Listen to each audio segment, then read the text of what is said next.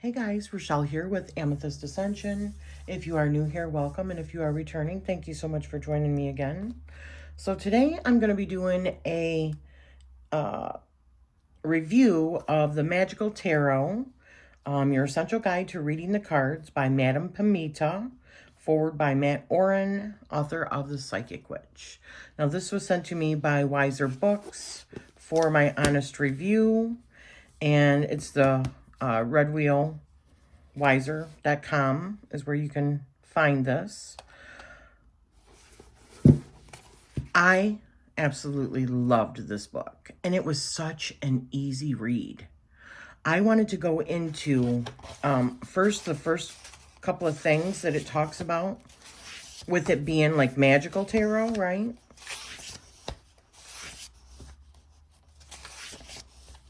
It goes into acknowledgement and introduction. What is the tarot? Then there's a spread. The prequel to the adventure. Your mystic training begins. There's wonderful stuff, but I wanted to talk about a couple of things here really quick. So magical words. You know what? Okay, I wanted to grab really quick a copy of a Rider-Waite tarot. This one's not like an original, it's the Radiant, but probably close enough. So let me go back to what I wanted to read about magic words. One of the most powerful spiritual disciplines that you can incorporate into your life is the practice of saying affirmations.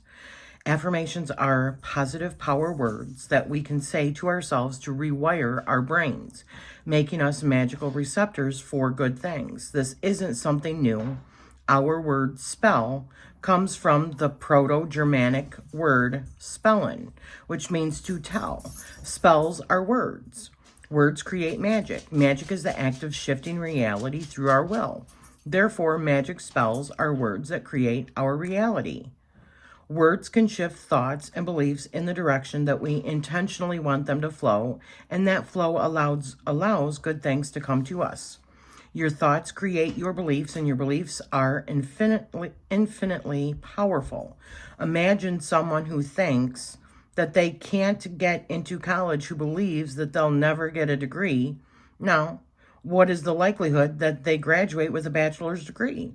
The chances are virtually nil, because their negative thought was repeated over and over again until it became a belief. It's very unlikely that they would even apply to college, let alone see it through to graduation. As a result, the belief ultimately created the reality. Now, I wanted to go on to the next part of this, where she's talking about making magic with the tarot. Affirmations alone are powerful, but there are ways to build on that power. Remember when I said that magic is the act of bending reality to our will? A really adept magician can manifest with thought alone, but most of us need help. And that's where magical tools come in. Well, the tarot is naturally one of those tools. So the things that she talks about in here is carrying a card with you, place it on an altar, use it to charge and bless another magical tool, use it to bless your food or drink in a special magical way, use it as a meditation focal point, leave it in a special place, give it to someone, place on the body. And she goes into more detail. Use it with your dream work or for dream work, and use it as a petition paper. So I wanted to get into that. There's more that she talks about. She goes through every single one of the cards in the tarot, okay? And one of the things that I especially love about this book is her perspective, looking at these cards through her perspective. It's really good. And she goes into a breakdown of the symbolism on each card, what that could mean in a reading, another like journal prompt for you, as well as an affirmation for each card. So I had picked some of the cards that I really liked that she did that with the perspective, and I wanted to go over those things with you. So the Three of Swords, right?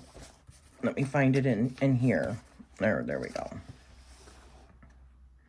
And this, you can see it's a little bit different, right? But close enough. First, Swords are stabbing the heart. That means that thoughts or communication may have gotten us to this place of pain. The question to ask when this card comes up is, how does my thinking contribute to my pain? If we look more closely at the heart, there's no blood dripping from it. And other than the swords, it looks like it's in pretty good shape. And it does. Other than the swords poking through it like needles poke through like a needle, or what do you call a pin cushion. That's kind of what it looks like here.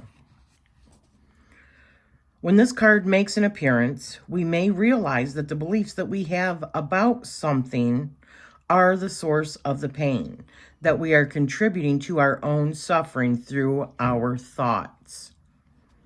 Exactly. So what I like about this is there are other books that I have in my collection that go really deep into the symbolism. And she goes into the symbolism with each one, but it's so easily accessible. It's not like a massive tome, because those tomes can become intimidating, right? This book was easy to pick up and read from beginning to end. Unlike some of those tomes where it seems like, you know, I just use them for reference. This one just felt different right out of the gate because of that. And it's not like there's just massive amounts of information which are intimidating. She kept it short and sweet and accessible. So in keys, the keys to the treasure chest, key symbols of the Three of Swords are clouds, which can symbolize clouded thinking, things getting in the way, spiritual work. The heart, which is emotions, feelings, sensitivities, and love. Rain, which is tears, transient pain. And stabbing swords, pain, suffering, negative thoughts, or words leading to negative emotions. So the wizard's words of wisdom, what the Three of Swords signifies in a reading. Stop beating yourself up. The hurt will pass. You have a choice in how you feel. You have the ability to remove your painful thoughts, and your suffering is unnecessary. Behind the mysterious door, journal questions to explore the Three of Swords more deeply. So, where does my heart hurt? What beliefs do I hold that contribute to this pain? And magic words or affirmations for the Three of Swords. I can easily release painful thoughts and replace them with healing ones. Absolutely. Here's another one. I'm trying to grab a few out of each. Like here's the Major Arcana, Cups, Pentacles, and some Wands, and then some Swords to show you each one of them. So this is the Seven of Swords. I love this so much because it seems like every time I have seen, well, not every time, but many times when I have seen people do readings with this particular card, it always goes right to the, you know, the worst case scenario kind of thing, which I would believe is more the shadow of the card, not the upright version. But anyways, what if the guys he's stealing from are some really bad dudes and he's one of the good guys stopping them from slaughtering innocent people with those swords? What if he's just taking back what rightfully belonged to him to begin with? What if he's not stealing the swords from an enemy but playing a prank on some friends? Maybe he's not taking the swords at all, but merely rearranging them. One of the things that this card always awakens in the savvy reader is the idea that there may be more than one side to the story, and that the way of the trickster is to show us that things are not always what they appear to be. Exactly. It could be just some tomfoolery going on, you know? Some shenanigans. So, things to consider. The symbols are banners. So order, group, mentality. So we see the banners, because that's what he's talking about, like an army camp. He was stealing, maybe he's stealing these swords from an army camp, right? Distant soldiers, those who are unaware, right here. Man holding 5 swords, craftiness, living by wits, and persuasive communication. Red boots, hiding in plain sight and stealthy. Red fez, up here. divine connection and fearlessness, tense, temporary circumstances. This is just temporary. 2 swords remaining, more work to do, leaving something behind. So the wizard's words of wisdoms, what the 7 of swords signifies in a reading. Ask for it and you'll get it. Creatively subvert the system, question authority, use your powers of persuasion to get what you want, and you can outsmart something or someone. Behind the mysterious door, journal questions to explore the 7 of swords more deeply. What do I need to ask for and who do I need to ask? And then the affirmation is, I am able to strategize to get what I want. And sometimes, let's face it, we just need to do that. We do, right? So another one is the 5 of Wands. I love her spin on this one.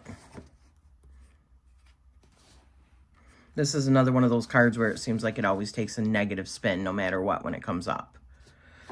So what is happening in the image of the 5 of Wands? Some people interpret this scene as one of serious fighting. But if you take a closer look at the clothes that they are wearing, their rather casual stances, and their playful expressions, you can start to see where this doesn't look like a real fight at all. We've walked into a scene where a bunch of teenagers were sent out to accomplish the task of building something and ended up play fighting with those staffs. If you've ever been in charge of a group of kids, you know how the energy, passion, exuberance, and playfulness that they have can bubble over into playful tussles and goofing around, and then nothing gets done. That's what we're seeing here. A bit of chaos, distraction, lack of leadership, basically unfocused energy gone haywire. The one on the far left is saying, haha, got you, to the guy in the center. The guy in the center looks back at Lefty and says, come on, you guys. We're supposed to be building something with these. The one with the red tunic and the cap is hitting the staff of the guy in polka dots.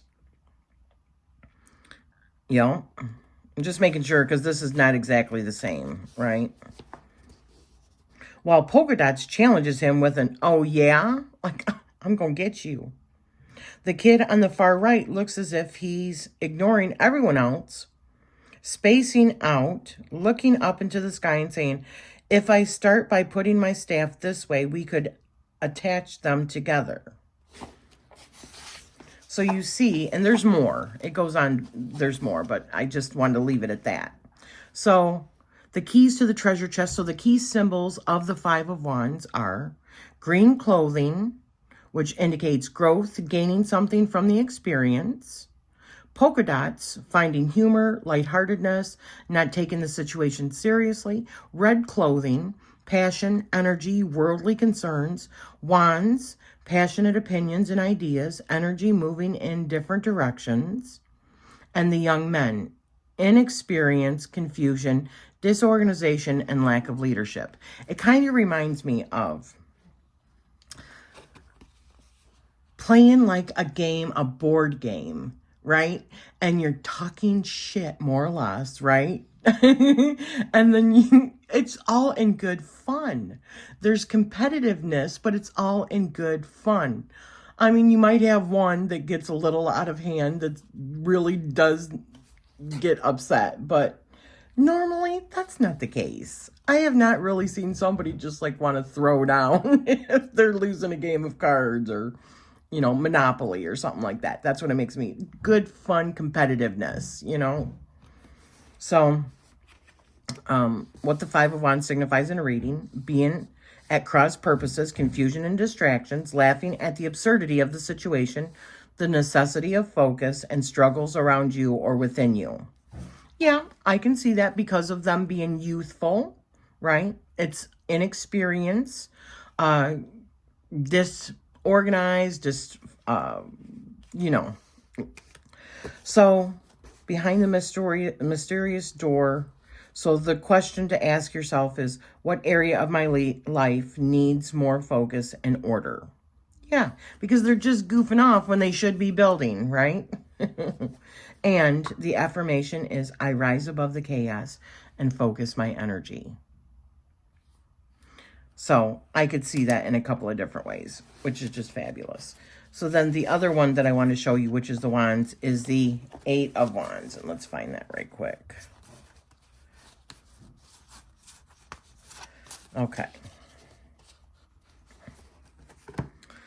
So I just wanted to touch really on the different symbolism, because it is a very stark, or it appears to be a very stark symbol or picture, right, for the 8 of Wands.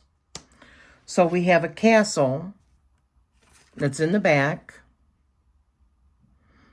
Larger goals may seem distant, but you are taking the steps to get there. New budding leaves on each one of the wands means life force and passion, blossoming, river, consistent movement. So the river means consistent movement. Then we've got the rolling hills. Obstacles are distant and minimal, if they exist at all. And then we've got the wands. Wands flying through the air, focused energy and intention going towards a single goal. So see, that is the difference of these two. This is unorganized, right? This is unorganized, unfocused energy. This is focused energy. So this is why you could see a little bit of strife, because you might think that you're working towards a goal or a passion, but if you're not organized and you don't have all of your steps in a row, then it's going to lead you to this kind of energy. But when you are, this is why, when they're all focused on the same thing, you're going to achieve it, right? You're more likely to achieve it. It says, all will move quickly toward your goal. Everything will go smoothly. Gather your resources and send them in one direction. Put your attention on one project at a time. You are focused on your mission. Yeah, I could also see this is like a Sagittarius. Somebody that's got many different things that they want to do, right? And they don't know how to just pick one. So their like energy is scattered. They're competing. Their energy is competing between different projects, where this one is all towards one project in order to finish it, get past the finish line. What is my first or next step to accomplishing my mission would be the journal prompt. And everything comes together quickly with grace and ease. And then I wanted to show you the 8 of Cups.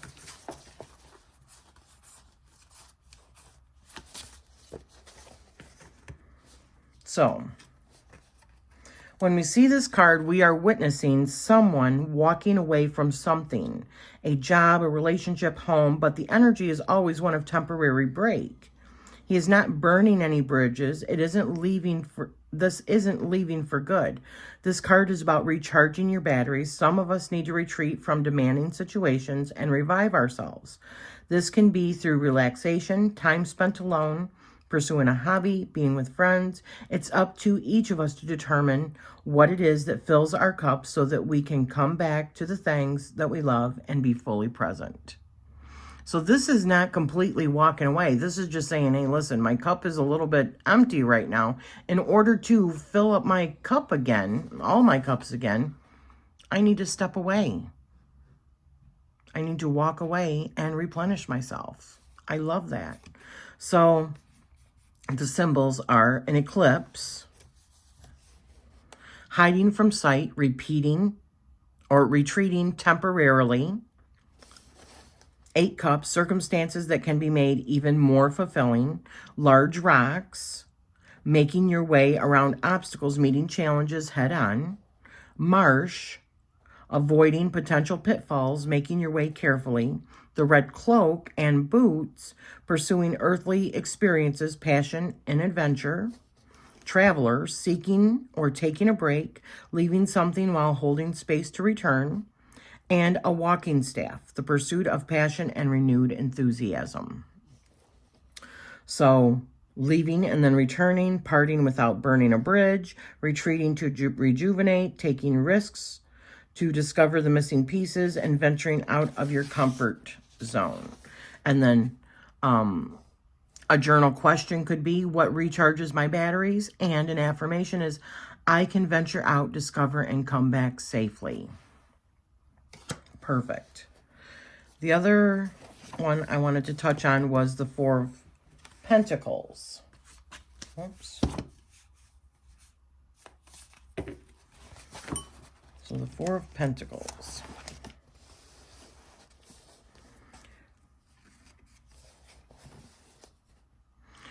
If we look at the pentacles as being coins, it's easy to discern what's going on here. We have a man who is holding on very tightly to his money. Normally, it might make sense to keep an eye on your material possessions, but here we have someone who is sitting outside of town with nobody around to bother him. We don't see any robbers. We don't see any pickpockets. This guy is alone, and still he hangs on to his coins like his life depends on it. That's what we might call paranoid, or at least overly protective. There's nothing for him to worry about. He can relax, but still, he's on guard waiting for something bad to happen. This card shows up around situations where we are worried that the worst is going to happen, but we have no evidence that it will. So when it appears, it can be a sign that your negative thinking is creating unnecessary worry. Those pentacles are truly getting in the way of the king's enjoyment. He's wearing a crown, which is generally a symbol for being connected with divine energy, but in his case, there is a pentacle between his crown and the heavens. So he's being so protective that he has his material possessions so much on his mind that his access to divine energy through the crown chakra is blocked. He's also placed a protective shield over his heart. He's closed off entirely. I sometimes get the image of a tortoise who has pulled his head and legs, into his shell. He's hunkered down. So the symbols of this are city in the distance. So isolation, you are safe from danger. Four of Pentacles is stagnant, stuck energy and rigidity. Pentacle on crown, blocking our connection to the divine. Okay, sorry about that. So, pentacle over chest, blocking connection to emotions, holding on to what's mine. Pentacles under feet, immobility, not able to take a step forward. Plain clothing, modesty or miserliness, lack of enjoyment. And stone bench, self-denial and stubbornness. So the what it could mean in a reading is fear is blocking you from your spiritual connection. If you are being threatened, creating a safe space will help. Jealousy can be replaced with openness. Worry is unnecessary and you are safe. So the journal question would be, what unnecessary worries am I ready to release? And I replace fear with love as the affirmation. See, people talk about this being a greedy card, and I do not see this as a greedy card. I do see this as a worrisome card. Somebody that is, especially because if you look at the very next card in the sequence, we've got people that are out in the cold, that are poor, that, I mean, they don't even have shoes on in the snow, right? So sometimes this can be just about like your doomsday prepper kind of thing. This is like somebody that has maybe gone through a lot of crap in their life and they have learned to be a little bit miserly and to put stuff away, right? Sometimes it can be extreme, but other times it can just be being smart. We just watched a movie last night that was about like the apocalypse, you know, and there was like rich people that had like a shelter like down below their house, and it saved some people's lives. So I don't look at it as greedy. Worrisome, yes. Do I think that if you worry too much and you hold on too tightly that you can create that energy? Absolutely, because what did it say in the very beginning? That words are magic, right? So thoughts are magic. So whatever we put our focus on, like holding on too tightly to what we have instead of wanting to share, or instead of wanting to just live life sometimes and, yeah, buy that thing that you want, you're actually creating more lack in your life because you create that frequency of lack or a need to hold on to what you have so tightly. But it's definitely not greed. It's more worry and security. It goes down to like the root chakra and your own security in your livelihood. And let's face it, we live in a, you know, commercial, or not commercial, but a capitalist society. So you need money to live, period. So that's how I see this card. I thought that they did a really good job. I thought she did a really good job of that.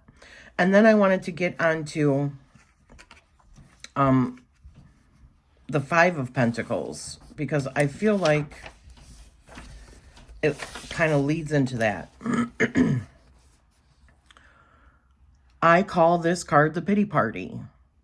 You know, we've all been to the place where we look at our situation cynically and say out loud to anyone who will listen, why me? When we first look at this card, we may be tempted to see the poor people shivering in the cold and think poor them too. But taking a closer look, we see that there is more to the story. The stained glass window has light shining through it. That means that the church is open. All they have to do is go inside and they can at least get out of the snow and get warm.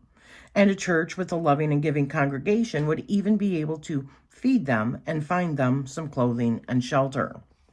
Have you ever known someone who is so entrenched in wallowing in their misery that you began to think that they actually enjoyed it? Complaining can sometimes feel cathartic, but like a drug, if you keep at it, it can get to be an addiction. Sometimes there can even be a pride in the suffering, a look at all that I'm going through quality that a person can wear like a badge of honor. The folks in this card are out in the cold, and yet they could be inside if they would take the initiative to find the door. Yes. She calls this a pity party. I call this the lack mentality, right?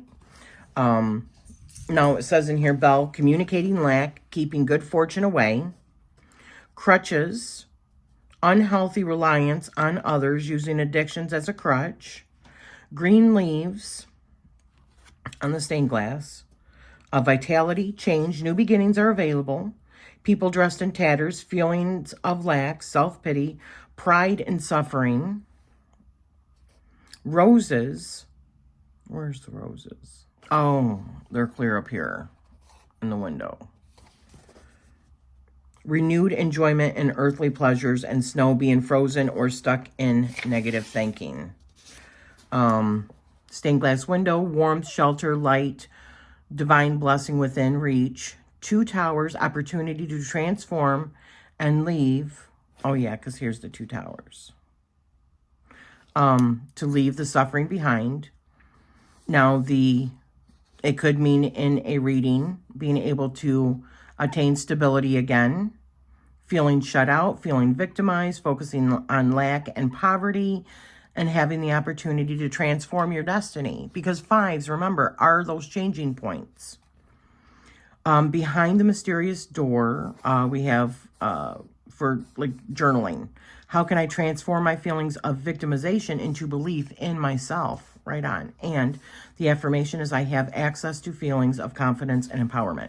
Now, this is already getting really long, you guys, just because I wanted to touch on so many different ones. But I want to touch on one last one, which is judgment. And what they say about it. What she says about it.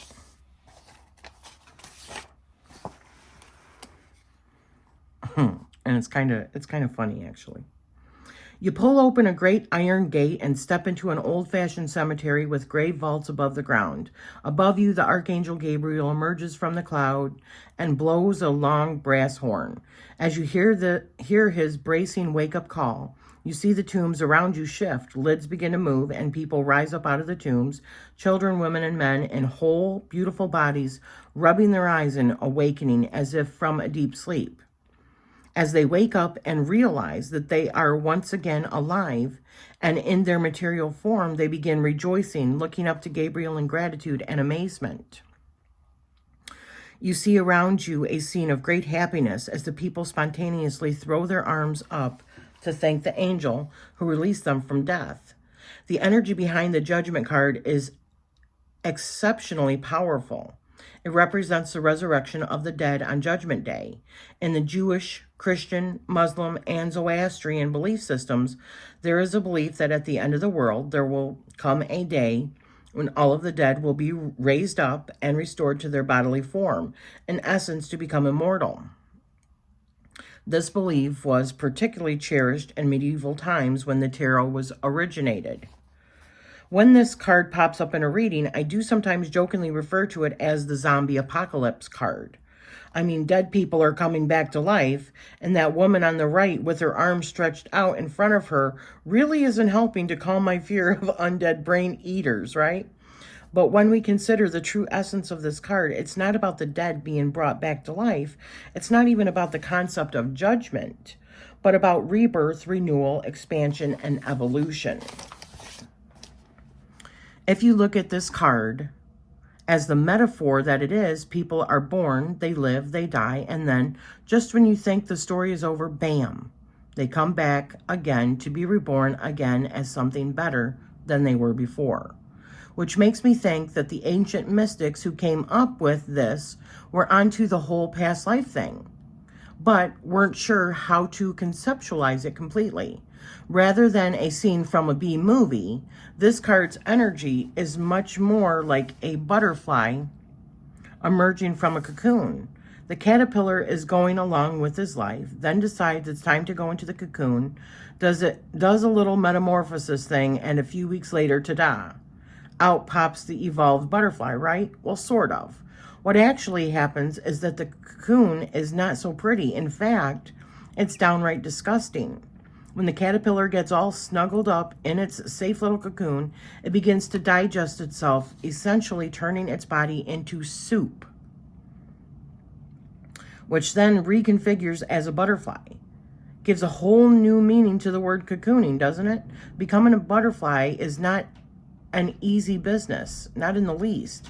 It's the same thing for us when we evolve. We start out with one thing, ourselves, our ideas, our lives, and then a trial of some kind happens.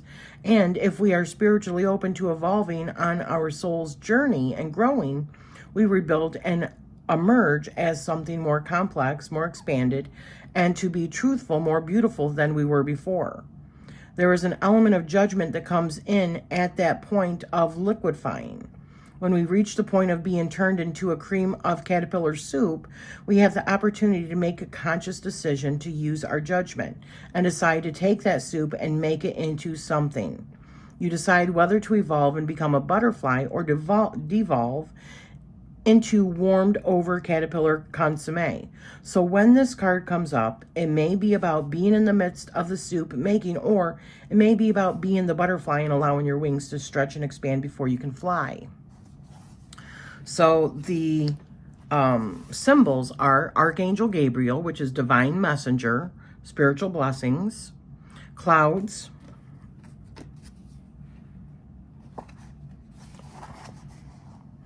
so the clouds are heavenly energy, the separation of the realms of heaven and earth. The horn, wake-up call, having a new calling.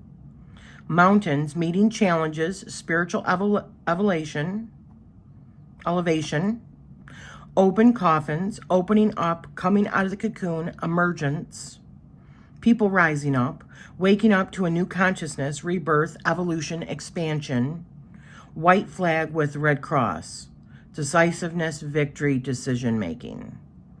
So what it could signify in a reading is awakening to a new and improved version, evolving on your life path, expanding beyond your comfort zone, making choices or judgment calls, transforming one state to another.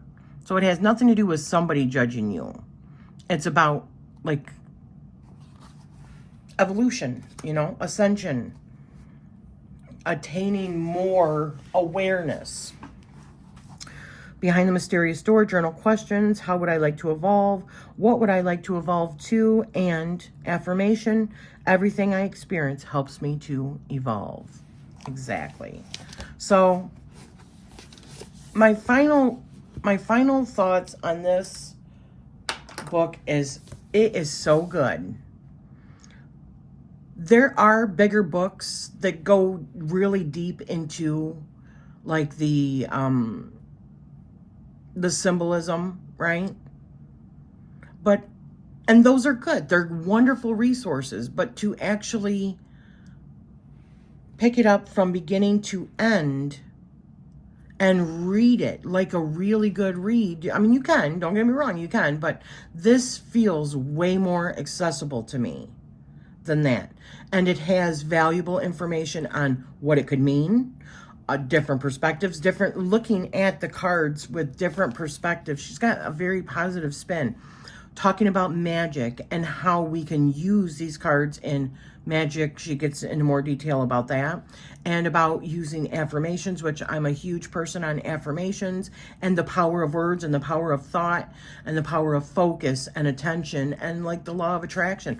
It's essentially, that's what it feels like, is looking at these cards like it is the law of attraction, because it helps you to focus. It brings about a level of awareness, but in such an easy and accessible way. If I were to say one thing that I wished would have been available in this book, they're talking about the different colors and symbols and associations. I think that the pictures should have been in color. I mean, you can easily grab a deck if you have one, right?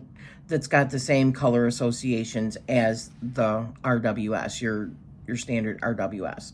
But the fact that they use that and the symbolism in this book, and it was in a big part of the book, that's the only drawback that I see. Is I wish they would have put actual color, because then somebody that doesn't have a deck of cards yet could easily just use the book.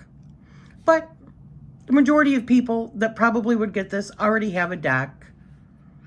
I would just hope that they would have an RWS so that they can look at the associations, right? Color associations and symbolism. But color is a huge part of the symbolism. So that's the only thing, but I love this. I love the way that she looks at the tarot. I like the positive spin that she puts on it. It definitely puts things into perspective. I like the whole magical focusing bit of it. I found this a wonderful, easy read.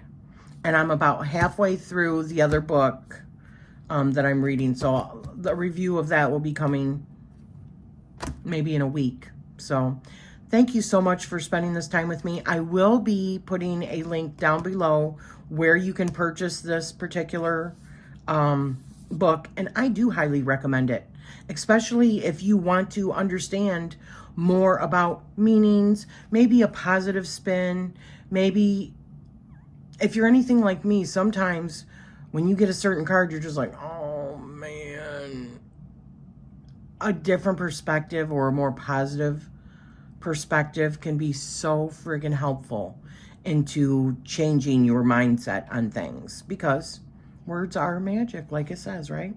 So I do highly recommend for intermediate and beginners. And thank you for spending this time with me. And I am sending you love always.